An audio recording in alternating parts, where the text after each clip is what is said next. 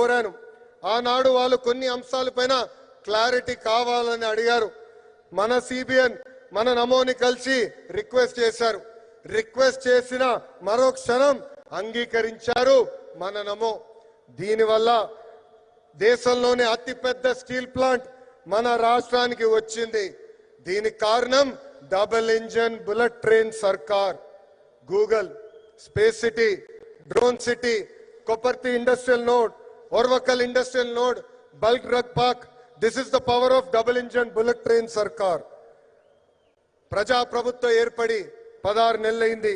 ఈ 16 నెలల్లో మన నమో రాష్ట్రానికి 4 సార్లు వచ్చారు.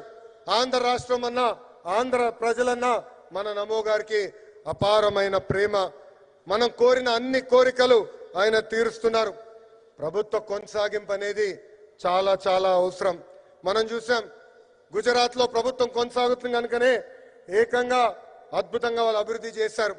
దేశంలో 3 సార్లు మన నమో ప్రధాని అయ్యారు కాబట్టి 10th ప్లేస్ నుంచి 4th ప్లేస్ లార్జెస్ట్ ఎకానమీగా మన దేశం తీర్చిదిద్దాం.